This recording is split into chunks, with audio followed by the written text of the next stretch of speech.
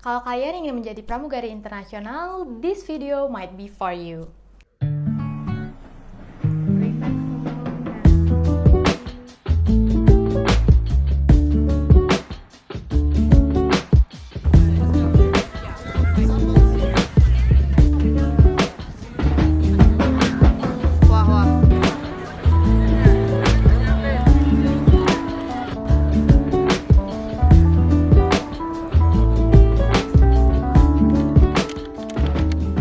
Hai guys, welcome back to my YouTube channel. Kalau kalian belum kenal aku, nama aku Elizabeth Yohana.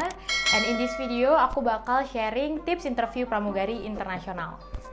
Sebelum aku mulai, semua tips yang aku bakal bagiin kalian itu semua berdasarkan pengalaman aku dan juga teman-teman aku ya. Oke, yang pertama kita akan membaca invitation dari maskapainya. Ini aku pakai contoh dari SQ beberapa tahun lalu. Tips pertama adalah you will need to fulfill all the basic requirements of the job. Nah, mereka tulis single Indonesian female, minimum height of 158 cm. Oke, di sini kamu harus make sure tinggi kamu itu mencapai 158 atau lebih. Kenapa aku bilang lebih? Karena alat pengukur tinggi setiap maskapai itu berbeda-beda. Mungkin di rumah kamu cek kamu itu 158. Bisa aja di alat mereka kamu itu cuma 157, berapa gitu. Karena alat mereka itu yang aku ingat, mereka memiliki alat yang auto. Jadi dia itu auto mukul kepala kita. Jadi bukan si rekruternya yang mengukur sendiri. It's the machine itself. Jadi menurut aku to be safe, kalau misalnya kamu itu tingginya 158 pas-pas banget, coba deh terapi untuk memanjangkan badan atau berenang atau lebih banyak stretching, jadi tulang kita bisa lebih elongate. Requirements kedua adalah high level of English proficiency. Nah, di requirement sendiri sudah stated kalau kalian harus memiliki high level, jadi bukan yang kayak cuman bisa, tapi harus lancar sekali dalam berbicara dan juga menulis and also reading karena semuanya bakal dites. Aku saranin kalian untuk praktis tiap hari sebelum interview agar kalian bisa pede saat menjawab pertanyaan interview. Nah, requirements ketiga adalah university degree holder or diploma 3 holder with some working experience. Setiap maskapai itu memiliki requirements yang berbeda-beda. Seperti Emirates, mereka hanya perlu tamatan SMA, sudah boleh join menjadi cabin crew mereka. Sedangkan di SQ, kalian harus minimal D3 ataupun lulusan jurusan S1. Nah, kalau semua basic requirements kita sudah cek, kita bisa move on to the next tips, which is grooming. Nah, kenapa grooming sangat penting? Karena first impression. First impression itu sangat amat penting, apalagi di tipe interview seperti walk-in interview. Grooming aku bagi menjadi 3 bagian, dari hairdo, attire, dan juga your makeup. Yang pertama adalah hairdo. Hairstyle yang aku rekomen adalah sanggulan untuk rambut panjang, dan untuk rambut pendek kamu bisa catok ke dalam yang rapi. Karena di hari interview, rekruter bakal melihat apakah profil kalian itu cocok dengan image SQ dan apakah bentuk wajah kalian itu cocok dengan yang mereka cari. Nah, menurut aku bakal lebih bijak jika kalian itu datang sudah sangat prepared dan tidak perlu disuruh-suruh untuk ikat rambut di saat interview. Oke, move on. Yang kedua adalah makeup. Kenapa makeup? It's such a big no-no untuk kalian datang ke interview without makeup dan hanya bare face. Itu sangat amat tidak aku rekomen sama sekali. Karena si rekruternya sendiri pun bakal menyuruh kalian untuk memakai makeup. Kalian harus ingat pekerjaan cabin crew di SQ itu menggunakan full makeup. Kalau misalnya kalian tahu standar SQ itu makeupnya sangat amat tebal, jadi mereka harus bisa melihat apakah muka kamu itu cocok untuk di make upin. Yang ketiga adalah attire. Nah, attire-nya apa? Attire yang kalian harus pakai itu yang profesional. Jadi pakailah kemeja yang rapi. Kalau kalian punya blazer, it's really good if you can use a blazer. Jadi bisa full professional. Untuk bawaannya sendiri, aku rekomen kalian untuk menggunakan rok yang mungkin panjangnya sekitar lutut. Karena pada saat interview yang pertama, aku menggunakan celana bahan. Dan di interview selanjutnya, mereka suruh aku untuk memakai rok. Jadi kalau bisa kalian pakai rok. Oke, sekarang kalau misalnya grooming guide kita sudah cek juga, kita bisa move on ke stages walk-in interview-nya. Oke, stage pertama adalah file check. Jadi kalian harus membawa semua dokumen yang tertera pada paragraf pertama. Yang kedua adalah BMI check.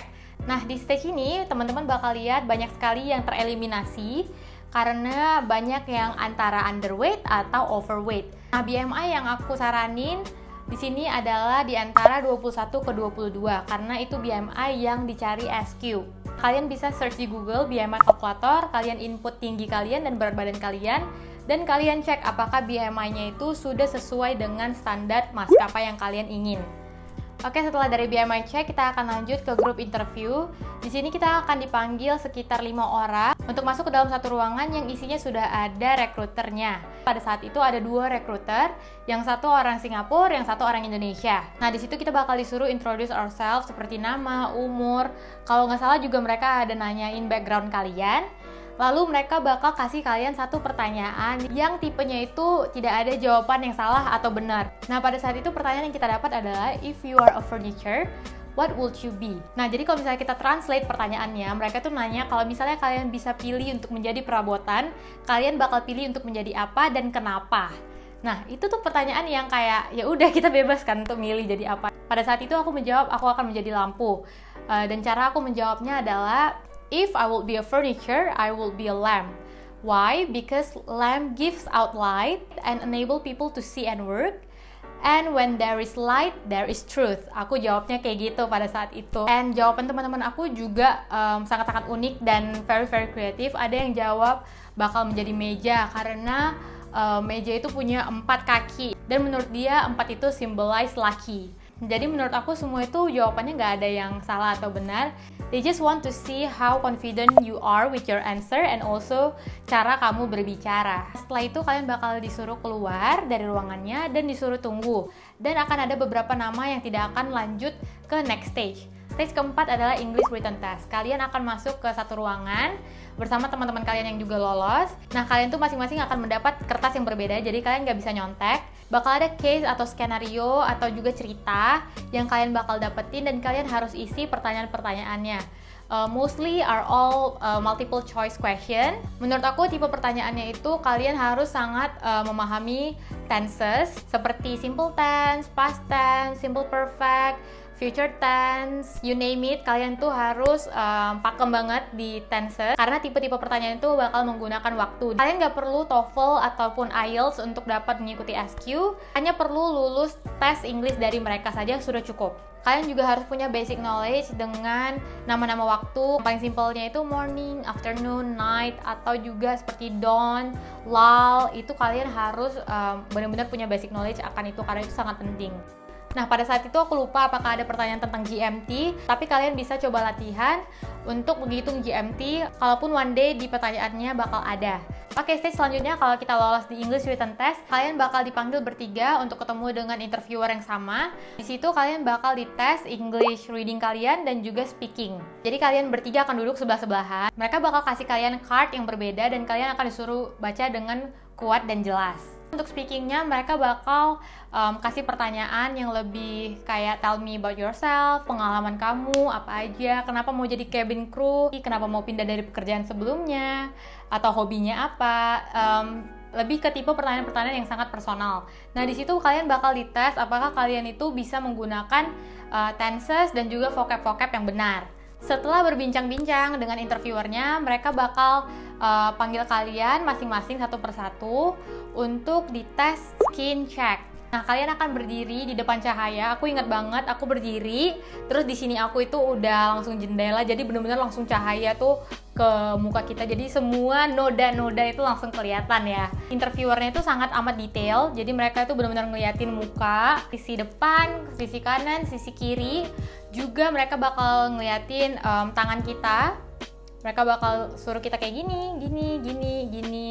Juga mereka bakal ngeliat sedikit kaki kita. Nah, skin check adalah stage terakhir sebelum kalian bisa melanjutkan ke final interview.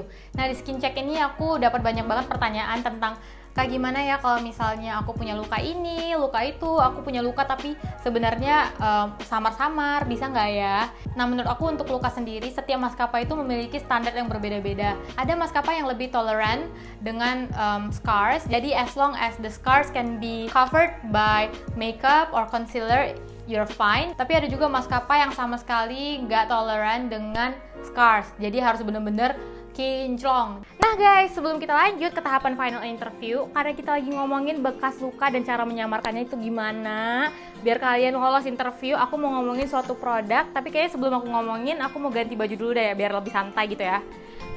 Oke guys, aku udah ganti ke baju yang lebih nyaman dan ini dia produknya. Nah, ini produk dari MS Glow dan jujur ini produk pertama aku dari mereka. Dan aku tuh penasaran banget sama mereka karena mereka itu viral banget. dan pernah tayangin billboard di New York Times Square. Another thing yang buat aku berani mau nyobain produk dari MS Glow, karena mereka udah ada BPOM dan juga sertifikat halal, jadi aku nggak takut sama sekali nyobain si produk ini. Nah, bisa dilihat di sini aku punya beberapa produk dari mereka. Dan alasan aku kenapa suka produk dari mereka karena hampir semua produknya itu mengandung glutathione dan cocok banget sama permasalahan kulit aku yang aku tuh pengennya lebih glowing gitu loh, jadi kayak dari jauh tuh bersinar. Tapi di video kali ini aku bakal cuman bahas dua produk ini, yaitu satu scrubnya dan juga si Gluta Collagen Soapnya, karena kita kan lagi bahas cara menghilangkan bekas luka dan aku juga mau kalian punya kulit yang glowing, jadi waktu interviewernya tuh lihat dari jauh udah langsung terpukau gitu dengan kulit kita yang glowing dan gak kusam. Nah, yang pertama kita bakal bahas yaitu si whitening scrub Gluta Collagennya mereka. Nah, kenapa sih aku anjurin kita untuk nge-scrub rutin setiap minggu? Karena di saat kita nge-scrub tubuh kita itu lagi exfoliate atau kita mengangkat sel-sel kulit mati yang ada di kulit-kulit kita.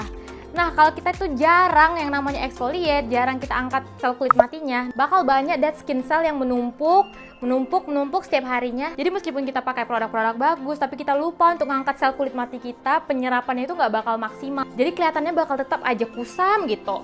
Nah, si scrub ini sendiri berbahan dasar kaolin clay yang dapat mengangkat sel kulit mati dengan halus dan tidak merusak skin barrier kita. Jujur saking aku rajinnya nge-scrub karena aku pengen kulit mati aku itu hilang dan kelihatannya lebih glowing, aku tuh udah pakai 2 botol dari mereka dan satu tuh udah mau habis, tuh lihat ya. Bener-bener aku pakai sampai habis. Nah, yang ini tuh botol kedua aku bakal pakai abis kayaknya ini sekali pakai lagi deh. Dan aku bakal kasih tunjuk kalian tekstur dari si scrub ini.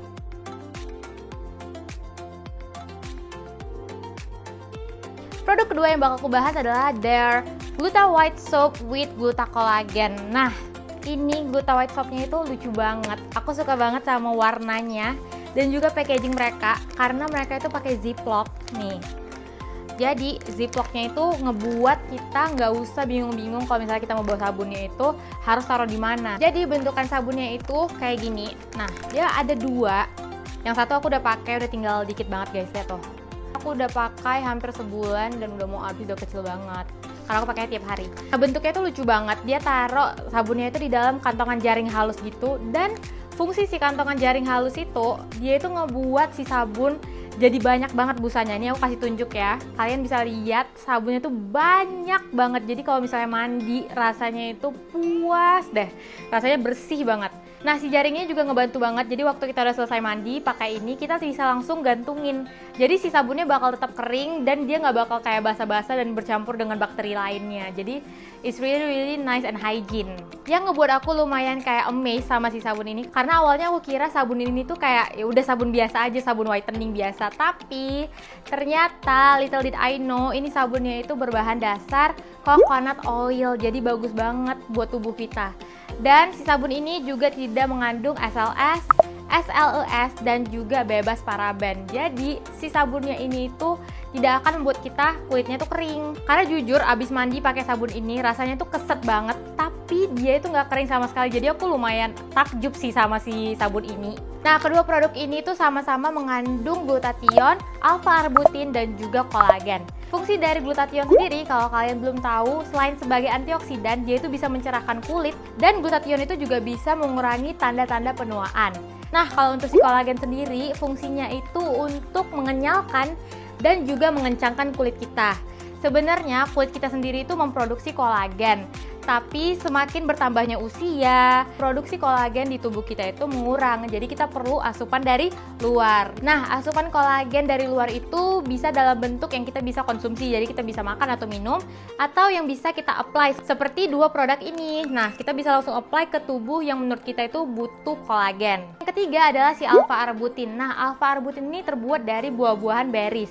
Dan si alpha-arbutin ini bermanfaat banget untuk menghambat pertumbuhan melanin di kulit kita, jadi kulit kita tidak ada flek. Kedua produk ini aku rekomen banget karena ingredients mereka yang bagus-bagus yang udah kita jelasin tadi, dan mereka ini bisa menghilangkan bekas luka dan juga ngebuat kulit kita lebih glowing karena si scrub dan juga si Gluta Collagen Soapnya ini bisa mengangkat sel-sel kulit mati yang ada di tubuh kita. Nah, karena sekarang kita udah tahu rahasia untuk glowing, sekarang kita bakal lanjut ke tahapan final interview pramugari.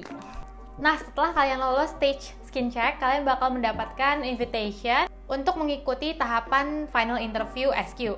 Nah, di final interview, di saat kalian masuk, kalian akan direview lagi dokumen-dokumennya. Lalu yang kedua, mereka bakal cek lagi BMI kalian. Jadi make sure di antara interview dan final interview, kalian itu harus tetap maintain berat badan kalian, jangan naik, jangan turun banget juga. Lalu di situ juga kalian bakal disuruh arm reach, jadi bakal ada slot tip dan kalian harus bisa reach garis tersebut. Lalu setelah itu kalian akan mendapatkan giliran untuk interview with panel board-nya. Jadi pada saat itu final interview-nya di hotel. Lalu aku masuk ke dalam satu ruangan gede banget, isinya ada 4 atau 5 orang, bapak-bapak semua. I think they're all Singaporean atau Malaysian. Nah, tips yang menurut aku penting adalah your attitude. Nah, di saat kamu mau disuruh masuk, kalian tuh harus ketok dulu pintunya dengan sopan. Kalau diizinkan masuk, baru kalian akan masuk. Lalu kalian jalan dengan baik, dengan postur tubuh yang baik. Lalu kalian akan greet mereka, good morning, good afternoon. And then kalau misalnya kalian diizinkan duduk, barulah kalian duduk. Nah, di tahap interview ini, kalian bakal ditanyain lebih banyak tentang your personal life, lebih kayak chit-chat, bawaannya bakal chill aja, tapi kalau bisa kalian harus tetap jawab dengan profesional. Nah, pada saat itu aku nggak terlalu inget pertanyaannya apa aja, tapi kurang lebih mereka tanyain aku tentang background aku, study aku di Singapura. Terus mereka juga tanya apakah aku nggak takut terbang sendirian jauh dari orang tua, umurnya masih 18, am I okay with it? Itu juga ditanyain. Terus dia juga tanya kenapa aku mau jadi pramugari. Nah, pertanyaannya tipe-tipenya seperti itu dan kamu sudah bisa prepare jawaban pertanyaan-pertanyaan seperti itu sebelum kamu pergi ke interview. Nah, jika kamu lolos tahapan itu, next stage adalah kamu akan balik lagi ke ruangan di mana kamu cek BMI. Nah, di situ kamu akan disuruh try on uniform dan juga walking. Nah, jadi mereka bakal suruh kamu masuk ruangan ganti. Di situ bakal ada size baju seragam SQ dan kamu akan disuruh pilih yang paling fit ke badan kamu. Setelah itu kamu akan keluar, lalu kamu akan disuruh jalan dari ujung sampai ke depan sama interviewernya. Lalu mereka akan cek cara jalan kamu. Dan mereka bakal juga cek your skin. Nah, di final interview ini, skin checknya itu jauh lebih deep daripada yang interview pertama. Ini tuh mereka bener-bener ngelihatnya itu detail banget menurut aku sih. Jadi mereka bakal taruh kita di bawah lampu, kita berdiri, dia bakal bener-bener deket banget dengan muka kita. Dia bakal kayak liatin all the details in your face, your neck area, semuanya. Terus tangan kamu, depan belakang, kaki kamu, paha kamu, semuanya. Karena semua bagian tubuh yang skinnya kelihatan atau terekspos saat pakai seragam itu harus benar-benar bersih. Bersih dari tato, bersih dari scars, or everything that doesn't look good. Nah, another grooming tips yang aku bisa kasih ke kalian biar kalian lebih stand out adalah kalian harus kutex nails kalian. Karena kenapa? Karena it will look better and jauh lebih profesional kalau kalian itu coat your nails with colors. Jadi lebih bersih juga kelihatannya. Nah, kutek yang aku rekomen warnanya itu bisa merah, mauve pink. Lalu setelah deep skin check, kalian akan disuruh sign contract. Kalian akan dikasih beberapa kertas, kalian harus baca semuanya, and then if you agree, you will sign the contract. Dan setelah itu kalian akan bergabung dengan teman-teman yang juga lulus dari final interview. Nah, di situ kalian akan di briefing semua tentang SQ, kayak gajinya, akomodasinya, tahap selanjutnya apa setelah final interview. Semua bakal di briefing di situ. Nah, setelah final interview kalian tuh harus mengikuti yang namanya medical check up. Nah, medical check up-nya sendiri udah di-arrange dari SQ, semua ditanggung biaya dari SQ. Kalian tinggal hanya booking waktu yang cocok untuk kalian. Nah, sekarang aku bakal jawabin common questions yang aku dapat dari kalian, yang kalian input di Instagram aku. Yang aku paling sering dapat adalah how to not be nervous di saat interview. Menurut aku nervous itu wajar banget, apalagi ini sesuatu yang kalian benar-benar pengen gitu ya.